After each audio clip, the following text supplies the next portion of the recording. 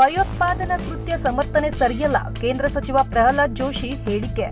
ಭಯೋತ್ಪಾದನಾ ಕೃತ್ಯಗಳನ್ನು ಸಮರ್ಥನೆ ಮಾಡಿಕೊಳ್ಳುವುದು ಸರಿಯಲ್ಲ ಎಂದು ಕೇಂದ್ರ ಸಚಿವ ಪ್ರಹ್ಲಾದ್ ಜೋಶಿ ಹುಬ್ಬಳ್ಳಿಯಲ್ಲಿಂದು ಹೇಳಿದ್ದಾರೆ. ದೇಶದಲ್ಲಿ ಯುಪಿಎ ಸರ್ಕಾರದ ಅವಧಿಯಲ್ಲಿದ್ದ ಭಯೋತ್ಪಾದನೆ ಚಟುವಟಿಕೆಗಳು ಈಗ ಇಲ್ಲ.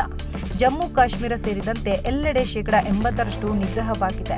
ಮುಂಬೈ ದಾಳಿ ನಡೆದ ಸಂದರ್ಭದಲ್ಲಿ ಪಕ್ಷದ ಹಿರಿಯ ನಾಯಕರಾದ ಎಲ್.ಕೆ. ಅಡ್ವಾಣಿ ಅವರು ಭಯೋತ್ಪಾದನೆ ಹತ್ತಿಕ್ಕುವ ಕೇಂದ್ರ ಸರ್ಕಾರದ ಯಾವುದೇ ನಿಲುವಿಗೆ ತಾವು ಬದ್ಧ, ಕಟ್ಟುನಿಟ್ಟಿನ ಕ್ರಮ ಕೈಗೊಳ್ಳಲಿ ಎಂದು ಹೇಳಿದ್ದರು. ಅದರಂತೆ ನಡೆದುಕೊಂಡಿದ್ದು ಕೂಡ. ಆದರೆ ಕಾಂಗ್ರೆಸ್ ಹೇಳುವುದೇ ಒಂದು ರೀತಿ, ನಡೆದುಕೊಳ್ಳುವುದೇ ಮತ್ತೊಂದು ರೀತಿ ಎಂದು ತಿಳಿಸಿದರು. ಜಮ್ಮು ಕಾಶ್ಮೀರದಲ್ಲಿ ಅಭಿವೃದ್ಧಿ ಹಾಗೂ ಪ್ರವಾಸೋದ್ಯಮಕ್ಕೆ ಹಾನಿ ಮಾಡುವ ಹುನ್ನಾರ ನಡೆಯುತ್ತಿದೆ. ಆದರೆ ಭಾರತ ದುರ್ಬಲ ರಾಷ್ಟ್ರವಲ್ಲ. ಇದರ ವಿರುದ್ಧ ಸೂಕ್ತ ಕ್ರಮ ಕೈಗೊಳ್ಳಲಿ. 2026 ವೇಳೆಗೆ ದೇಶಾದ್ಯಂತ ನಕ್ಸಲೀಯರ ಚಟುವಟಿಕೆಗಳಿಗೆ ಅಂತ್ಯ ಹಾಡಲಾಗುವುದು ಎಂದು ಹೇಳಿದರು.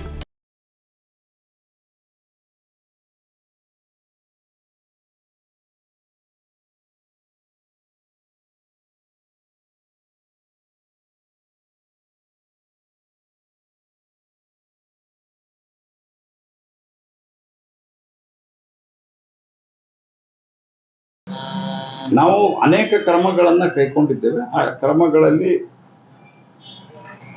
ನಾವು ವ್ಯಾಪಾರ, ಯಾಕಂದ್ರೆ ಅಲ್ಲಿ ಗಡಿ ಇತ್ಯಾದಿ ಸಂಪೂರ್ಣವಾಗಿ ಬಂದಾಗಿರೋದ್ರಿಂದ ಅನೇಕ ಸಂಗತಿಗಳು ನಿಂತು ಹೋಗ್ತವೆ. ಅದ್ರ ಬಗ್ಗೆ ಏನು ಪ್ರಶ್ನೆನೇ ಇಲ್ಲ. Nothing is more than country.